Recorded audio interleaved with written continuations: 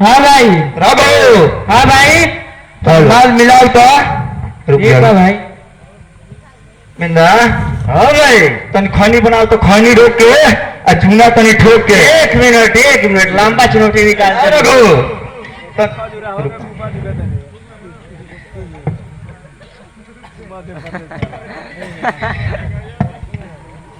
तनी गोर दबाओ तो बड़ा मेहरारू बेलना से मार के पूर देले दिया। मैं लव यू दारू घरे बैला पर मारत या मेहरारू। बाबूआ छोड़ा जा डेली पिटाही के बाद जब हम की धंधे हो गए बा दारू शराबा ठीक है कहता ना भाई तो गाना सुनाओ तो लाल पियर हो जाए। ठीक है भाई। हाँ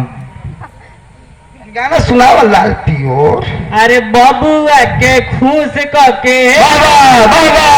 अरे यारा मैं दोबारा फेरू अही बुना। क्या बात है खासा ही बबुल के खुश करबू और बाबा लोग का भाड़ा पहले रात भर देखे खातिर बाबा लोग के खुश कर। अरे बुढ़वा मलाई खाला क्या बात है क्या बात है केहू से कम ना पतोहिया पिए पे पसी।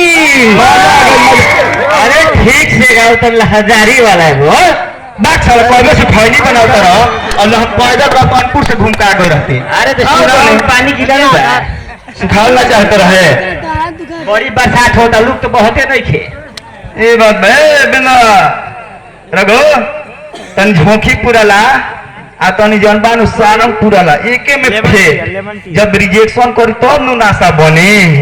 ढेर दिन से नासा सब होते नहीं थे बनाओ तो बढ़िया से बाबू। देखा तो रहन के देसीला पिया कर जा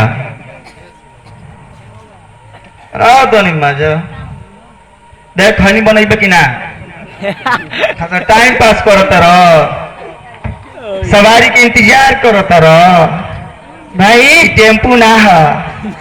हो गए तैयार हो गए। हाँ देख खनी दे हमरा के दिया बिंदा भाई तो हमारे सामने खैनी खैबे लाज लाज नहीं खे तानिया सा ठीक ना हम खाई ना ते खैबे। धर धर खो देख ली तानिया से ले धर बाबूला हमारी तो ब्रांडेड पियो कल ही जा है गिलास से काम ना चले तो न टीप लगाए दो और भर दी ठीक है भाई टिप लगल सारंगपुर वाला देखी जोगीपुर वाला। अरे जौन मिला दोनों को मिला देव तब का पूछे के बतान दो तो दम बढ़िया से दी है ढेर दिन पियला हगदा बिहार में तो दारू बंद हो गया मुंह महकता पियला बिना ये तो कैसे कैसे मिलल है ले जा।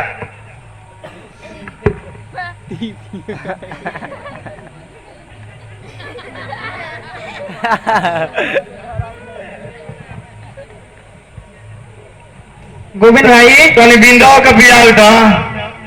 सारंगपुर वाला हमारे कड़े दी है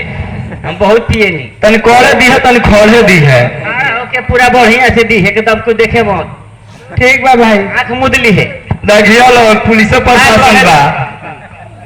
जाए कि ना काश के बिहार में सब बंद बा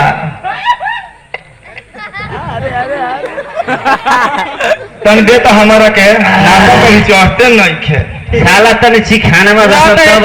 हरी हरी चीख लो डल जा हमनी के तो पिया दे तन ते हम पी ले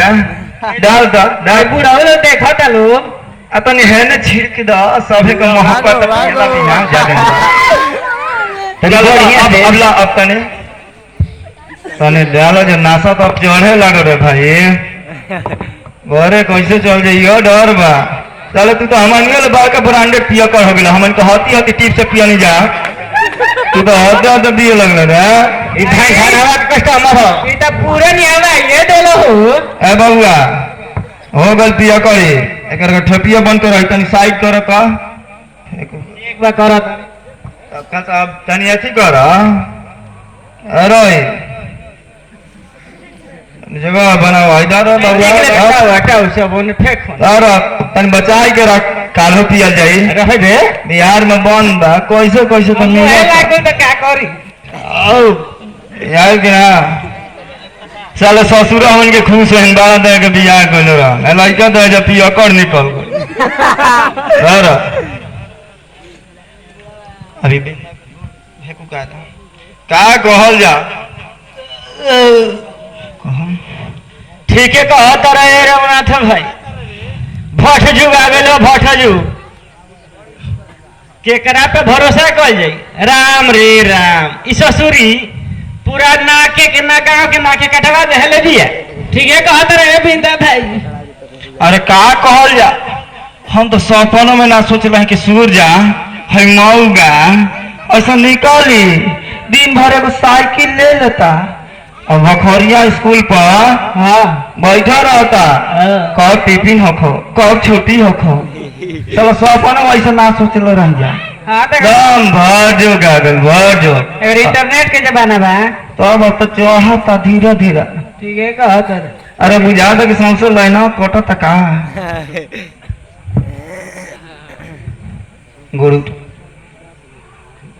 गोड़ लागत नहीं है रघुनाथ भाई लागत नहीं है फेंको दो नहीं रघुनाथ भाई गोल लागत नहीं ठीक बड़ा नु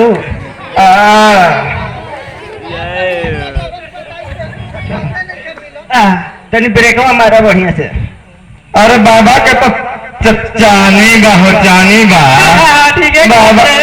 बाबा तो दूध के चांद हुगलन आता ना फेंकू बाबा के जजमानी बानो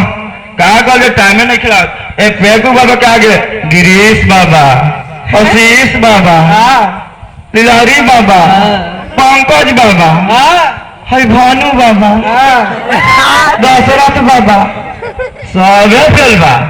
बाबा के तो 10 कोस में जजमान का फैलल बा